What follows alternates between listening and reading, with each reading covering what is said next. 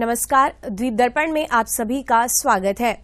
आइए एक नजर डालते हैं आज के मुख्य अंश पर।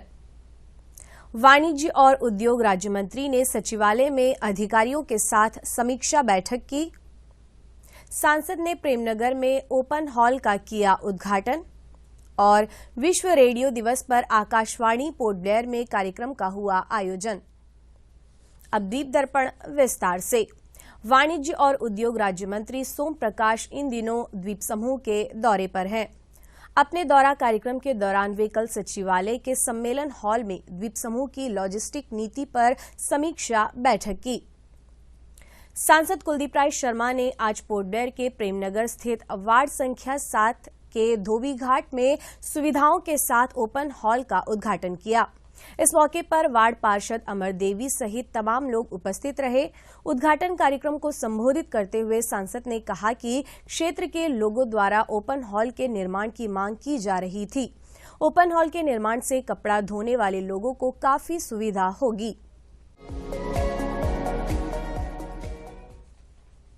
आपको पता है कि अंडमान निकोबार का जितना भी हम लोग कपड़ा धोते हैं तो बेसिकली यहीं पे धोते हैं। मेन जो पॉइंट है यही जगह है जहाँ पे सारा का सारा पोर्ट ब्लेयर का कपड़ा यहाँ पे धोते हैं। और आसपास जैसे भाई ने बताया 2-3 बड़ा बड़ा डिक्की है, वो डिक्की में ही सब जो हमारे वॉशिंग कम्युनिटी के लोग हैं यहाँ पे कपड़ा धोते थे।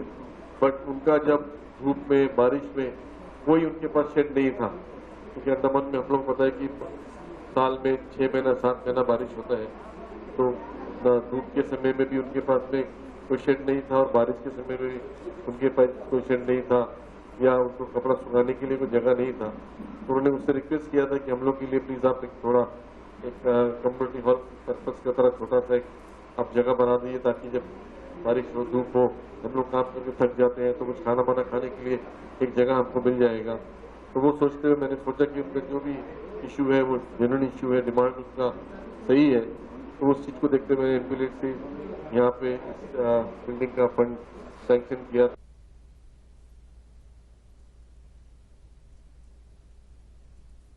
सांसद कुलदीप राय शर्मा ने द्वीप समूह के उन सभी युवाओं को बधाई दी है जिन्हें प्रशासन द्वारा कल नेताजी स्टेडियम में आयोजित तीसरे भव्य रोजगार मेले के दौरान विभिन्न विभागों के तहत ग्रुप सी और बी तथा गैर स्तर के विभिन्न पदों पर नियुक्ति पत्र मिले हैं। उन्होंने कहा कि द्वीप समूह के प्रतिभाशाली युवाओं को रोजगार के अवसर हासिल करते हुए देखना वास्तव में गर्व और खुशी का क्षण है, जो न केवल उनके व्यक्तिगत विकास में बल्कि द्वीप समूह के समग्र विकास में योगदान देगा। सांसद ने उनकी कड़ी मेहनत और समर्पण दृढ़ता की सराहना की, जिसके कारण उन्हें यह बड़ी उपलब्धि हासिल हुई है। सांसद ने सभी नियुक्त युवाओं से अपनी नई भूमिकाओं को ईमानदारी और पूरी निष्ठा के साथ निभाने का आग्रह किया। उन्होंने अत्यंत पारदर्शी तरीके से बड़े पैमाने पर भर्ती प्रक्रिया को पूरा करने के लिए और दिन रात अथक प्रयास करने के लिए उपराज्यपाल, मुख्य सचिव और उनकी पूरी टीम के प्रति अपना आभार व्यक्त किया है। अंडमान निकोबार द्वीप समूह के निर्वाचन विभाग द्वारा आगामी लोकसभा चुनाव 2024 के लिए कई कदम उठाए गए हैं। इस दौरान विभाग द्वारा मतदान को लेकर किए जा रहे तैयारियों और महत्वपूर्ण गतिविधियों के बारे में अंडमान निकोबार द्वीप समूह के मुख्य निर्वाचन अधिकारी BS जगला ने दूरदर्शन को बताया। जनरल इलेक्शन लोकसभा 2024 के लिए इलेक्शन डिपार्टमेंट अंडमान निकोबार बहुत सारे कदम उठा रहा है। अभी तक हम लोगों ने स्पेशल समरी रिवीजन कंप्लीट कर लिया है, जिसमें 3,11,000 वोटर हमारे फाइनल इलेक्टोरल रोल में आए हैं। इसके साथ साथ आपकी जानकारी के लिए मैं बता दूं, अभी भी कंटिन्यूस अपडेशन में फॉर्म हमारे पास काफ़ी सारे आए हुए हैं, जिनका भी डिस्पोजल अभी विभिन्न स्तरों पर है। ये ERO के लेवल पे, AERO के लेवल पे, BLO के लेवल पे हमारे पास अभी 3,646 फॉर्म जिनका डिस्पोजल अभी करना है। टोटल फॉर्म हमारे पास 7,222 फॉर्म आए हैं, इनका भी हम लोग डिस्पोजल कर देंगे। रही बात, अभी इलेक्शन कमीशन ऑफ इंडिया ने नया epic card with additional security feature launch किया है। जिन भी साथियों का, जिन भी मतदाताओं का नाम स्पेशल समरी रिवीजन में आया है और उसके बाद इलेक्टोरल रोल में आया है, उन सभी को नया इलेक्शन आई कार्ड दिया जाएगा। अभी हम लोगों ने लगभग 10,000 के करीब इलेक्शन आई कार्ड मतदाताओं तक पहुंचा दिए हैं डाक विभाग के माध्यम से, और अभी हमारे पास लगभग 13,000 इलेक्शन आई कार्ड और आने हैं, जो भी इन इलेक्शन आई कार्ड को भी हम मतदाताओं को डाक विभाग के माध्यम से पहुंचाएंगे। इनमें से जो इलेक्शन आई कार्ड डाक विभाग वितरित नहीं कर पाएगा उनको हम BLO के माध्यम से मतदाताओं के पास उनके घर पे डिलीवर करवाएंगे। रही इलेक्शन की तैयारी की बात, तो उसमें हमारा जैसे इलेक्टोरल रोल बिल्कुल रेडी है। साथ ही साथ हम लोगों ने लगभग 11,000 स्टाफ का एक डेटाबेस बना लिया है, जिसका फर्स्ट रेंडमाइजेशन जैसे मॉक रेंडमाइजेशन टेस्टिंग हम लोग कर चुके हैं। इसका फर्स्ट रेंडमाइजेशन भी जल्द ही विदिन अ वीक हम करेंगे ताकि इलेक्शन की प्रक्रिया को आगे बढ़ा सकें। उसके बाद जो पोलिंग स्टाफ है उनकी ट्रेनिंग का हम लोग फरवरी के एंड में या मार्च के फर्स्ट वीक में प्लान किया है। साथ ही साथ सेक्टर ऑफिसर अपॉइंट कर दिए हम लोगों ने, पुलिस सेक्टर ऑफिसर भी अपॉइंट कर दिए, इनका भी टीम हम लोगों ने बना दिया है। इन सब को भी इंटेंसिव ट्रेनिंग दी जाएगी, जिसके लिए यूटी लेवल के मास्टर ट्रेनर्स हम लोगों ने पहले से ही ट्रेन कर दिए हैं। ये लोग इन लोगों को ट्रेनिंग देंगे। साथ ही साथ ये डिस्ट्रिक्ट लेवल के मास्टर ट्रेनर्स को भी ट्रेनिंग देंगे, और ये विभिन्न जो हमारे 9 ट्रेनिंग सेंटर्स हैं उनमें जाके पोलिंग स्टाफ को भी ट्रेनिंग देंगे। इसके साथ साथ हम लोगों ने जो भी स्टेशनरी की रिक्वायरमेंट है, जो कंज्यूमेबल आइटम्स की रिक्वायरमेंट है, उसको फाइनलाइज कर लिया है। कंज्यूमेबल आइटम्स की रिक्वायरमेंट हमारे पास हमने परचेज भी कर लिया, वो हमारे पास है। साथ ही साथ जिन आइटम्स का हमें प्रिंटिंग कराना है उसका भी हम लोगों ने ऑलमोस्ट फाइनल स्टेज में है, वो भी जल्द ही हम इसको फाइनल कर देंगे। इसके साथ साथ जो ही आगे की प्रक्रिया इलेक्शन कमीशन निर्देश देगा उसके अनुसार हम लोग कार्रवाई करेंगे। अंडमान निकोबार द्वीप समूह के मुख्य निर्वाचन अधिकारी BS जगलान ने आगामी लोकसभा चुनाव के मद्देनजर मतदाताओं को वितरित किए जाने के लिए मतदाता फोटो पहचान की प्रगति की समीक्षा के लिए अंडमान निकोबार द्वीप समूह के डाक विभाग के postmaster general colonel Arvind Verma के साथ सचिवालय में बैठक की। द्वीप समूह के पोस्टमास्टर जनरल ने आश्वासन दिया कि मार्च महीने के मध्य तक सभी मतदाता फोटो पहचान पत्र वितरित कर दिए जाएंगे। मुख्य निर्वाचन अधिकारी BS जगलान ने डाक विभाग से अनुरोध किया कि यदि संभव हो तो BNPL सुविधा को उत्तर व मध्य अंडमान तथा कार निकोबार जिले तक बढ़ाया जा सकता है, ताकि जिला निर्वाचन अधिकारी मतदाताओं को तेजी से वितरण के लिए अपने जिलों में थोक फोटो मतदाता फोटो पहचान पत्र बुक करने में सक्षम हो सके। मनोरंजन करने और शिक्षित करने वाली एक सदी शीर्षक के साथ आज विश्व रेडियो दिवस मनाया जा रहा है।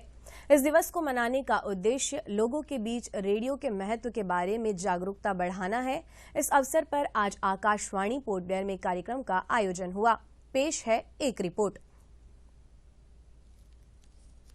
करने और शिक्षित करने वाली एक सदी शीर्षक के साथ आज विश्व रेडियो दिवस मनाया जा रहा है।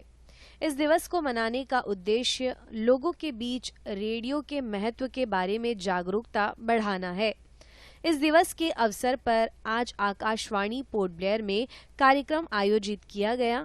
इस मौके पर दूरदर्शन केंद्र पोर्ट ब्लेयर की निदेशक अभियांत्रिकी एवं आकाशवाणी पोर्ट ब्लेयर तथा दूरदर्शन केंद्र पोर्ट ब्लेयर की कार्यालय प्रमुख ए चित्रा, आकाशवाणी तथा दूरदर्शन केंद्र पोर्ट ब्लेयर की सहायक निदेशक TA Tamilselvi, Akashvani port Blair तथा दूरदर्शन केंद्र पोर्ट ब्लेयर की कार्यक्रम प्रमुख मीना प्रकाश, आकाशवाणी पोर्ट ब्लेयर की कार्यक्रम निष्पादकों जयशीला तथा ललिता टिग्गा के अलावा अन्य अधिकारी व कर्मचारी उपस्थित रहे। इस कार्यक्रम में मौजूद अतिथियों ने पारंपरिक दीप प्रज्वलित किए। इस बीच कार्यक्रम प्रमुख मीना प्रकाश ने कहा कि प्रत्येक क्षेत्र में लोगों को जागरूक करने में रेडियो की एक महत्वपूर्ण भूमिका रही है। रेडियो के प्रसारण के बारे में अगर हम कहें तो जैसे कि लिखा हुआ है, एक सदी हो गई है, हम इसको सेलिब्रेट कर रहे हैं। इसी संदर्भ में बहुजन हिताय बहुजन सुखाय जो हमारा ध्येय है आकाशवाणी का, उसके तहत हम लोगों को जागरूक करते हैं, इंफॉर्मेशन देते हैं, उनका मनोरंजन करते हैं, हम उन्हें शिक्षा से संबंधित जानकारी देते हैं। इस मौके पर देशभक्ति गीत पेश किया गया। आए हैं हम दूर दूर से सबको ये समझाने, भेदभाव को मिटा प्यार का मन में दीप जलाने। हमारा प्यार है अमर, हमारी एक है डगर, हमारा प्यार है अमर, हमारी एक है डगर। कार्यक्रम में आकाशवाणी पोर्ट ब्लेयर की सीनियर ग्रेड उद्घोषक जाकिर हुसैन ने रेडियो दिवस के इतिहास पर प्रकाश डाला। विश्व रेडियो दिवस की शुरुआत साल 2011 में हुई थी। रेडियो दिवस की बात करें, साल 2010 में स्पेन रेडियो अकादमी ने 13 फरवरी को विश्व रेडियो दिवस मनाने का प्रस्ताव दिया था। साल 2011 में यानी उसके अगले वर्ष यूनेस्को के सदस्य देशों ने इस प्रस्ताव को स्वीकार किया और 13 फरवरी को रेडियो दिवस मनाने की घोषणा की थी।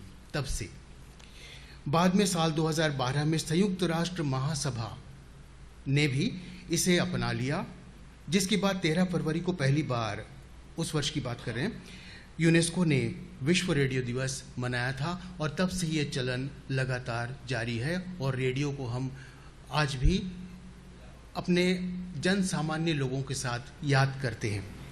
इसके बाद इंजीनियरिंग सहायक प्रदीप ने रेडियो के प्रसार और उसके महत्व पर जानकारी दी।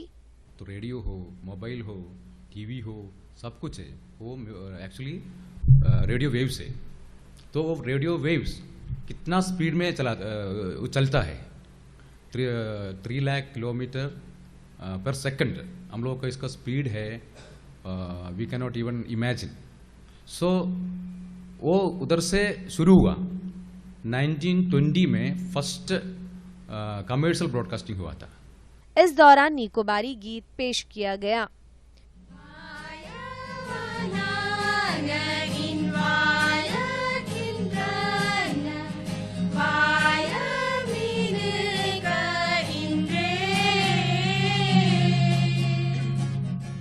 आज रेडियो की अहमियत घटती जा रही है।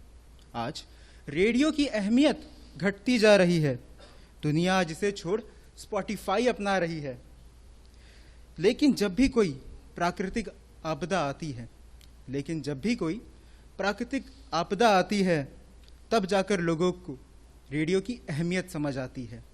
कहा जाता है ना कि वर्षों से हमने एक चीज़ सुनी है कि हाँ, हमारी आवाज़ ही, मेरी आवाज़ ही पहचान है। ये बहुत पहले से हम सुनते आ रहे हैं, लेकिन सोच कर अगर आप देखेंगे तो वाकई में रेडियो ने ही पहचान दिलाई है। और इसका सबसे सीधा जो उदाहरण अगर देना चाहेंगे तो जाकिर सर दे सकते हैं कि शायद उन्हें कोई बाय फेस नहीं जानता होगा, लेकिन आज भी जब वो माइक पर बैठते हैं, रेडियो में बैठते हैं, तो कहीं ना कहीं लोग उनकी आवाज़ से उन्हें पहचान लेते हैं। दिया के उड़ के पाके रे, अखियों में आ जा साथी रे, रारी रारू ओ रारी रो, रारी रारू ओ रारी रो। When I was a child, there is some program which is broadcasted in radio. I used to hear that some song program. It is near about 7:20 or 7:25 p.m. So I used to hear that song. I love that song. So I used to ask my mom. Then when it will be played back, I'm waiting for that song. My mom used to tell me that it will be played. You just have it some time. Take some time. It will be played. कैसे कहूँ कितना कहूँ मैं अपनी ज़ुबानी, कैसे कहूँ कितना कहूँ मैं अपनी ज़ुबानी, रेडियो की कहानी है बेहद पुरानी। श्रोता जुड़ते गए परिवार बढ़ता गया, श्रोता जुड़ते गए परिवार बढ़ता गया, मन का सुकून और दिलों का करार उमड़ता गया। कार्यक्रम को संबोधित करते हुए आकाशवाणी पोर्ट ब्लेयर तथा दूरदर्शन केंद्र पोर्ट ब्लेयर की कार्यालय प्रमुख एवं दूरदर्शन केंद्र पोर्ट ब्लेयर की निदेशक अभियांत्रिकी ए चित्रा ने कार्यक्रम के आयोजन पर प्रसन्नता व्यक्त करते हुए आकाशवाणी पोर्ट ब्लेयर के अधिकारियों एवं कर्मचारियों की सराहना की। Radio is plays a very important role in nation, all over the world. Why? Because the single small device which connects the people all around the world, all around the nation, wherever it is, no, it is having such a powerful capacity to attract people. It gives awareness, education, medical. Our media is such a wonderful media. We are giving such a useful informations, whatever the language we are giving within our limitations, and a wonderful theme. Akashvani port Blair तथा दूरदर्शन केंद्र की सहायक निदेशक अभियांत्रिकी T.A.. Tamilselvi ने कहा कि आपातकालीन स्थिति में रेडियो का प्रसारण काफी महत्वपूर्ण भूमिका निभाता है। हमारे प्रधानमंत्री नरेंद्र मोदी ने एफएम चैनल इनॉग्रेट किया ना लास्ट ईयर। उस समय हमारे पोर्ट ब्लेयर में हैवलॉक और कार निकोबार में दोनों द्वीपों में उन्होंने इनॉग्रेशन किए और पोर्ट ब्लेयर के सभी द्वीपों में ही एफएम इनॉग्रेट करने की प्रपोजल भी है। आकाशवाणी पोर्ट ब्लेयर की कार्यक्रम निष्पादक ललिता तिग्गा ने कार्यक्रम में धन्यवाद ज्ञापित किया। तो मैं यही कहना चाहूँगी, छोटा सा जो ये कार्यक्रम है बहुत जल्दी हमने तैयार किया, खासकर जयशीला जी का ये मतलब मेहनत है। हमारी जो मीना मैम है वो तो करती ही हैं, लेकिन इसमें जो एफर्ट्स जिसने लगाया है वो जयशीला जी ने लगाया है और आप सब ने इसे बहुत ही पॉजिटिव वे में लेकर यहाँ पर आप प्रेजेंट हुए हैं। तो आप सभी आए और ख़ासकर मैं हमारी डायरेक्टर इंजीनियर चित्रा मैम को थैंक्स करना चाहूँगी, वो यहाँ पर आई, हमारी तमिलसेल्वी मैडम जी को कि वो यहाँ पर आई।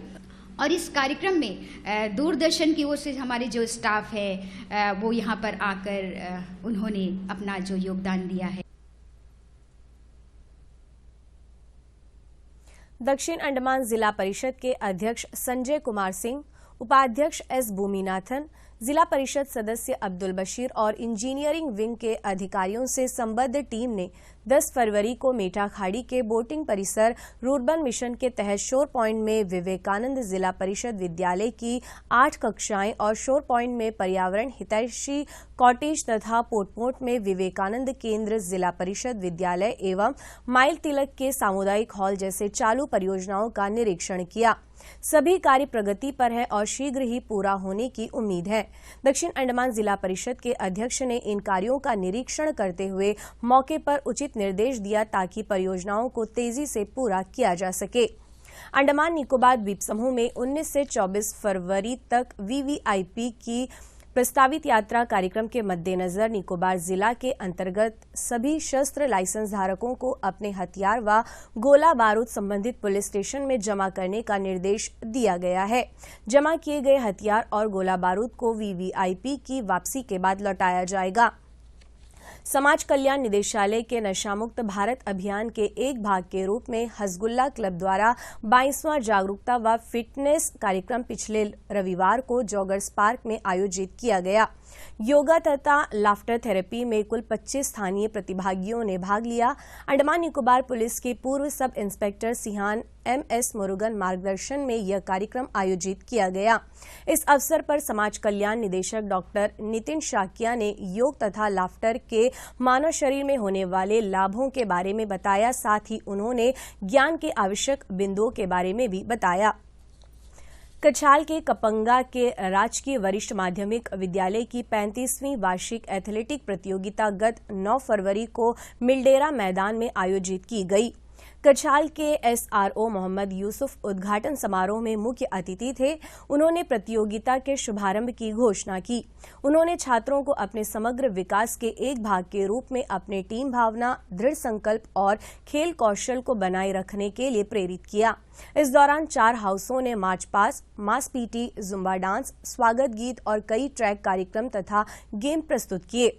समापन समारोह के दौरान कछाल थाने के थानाध्यक्ष सुब्रमणी मुख्य अतिथि थे।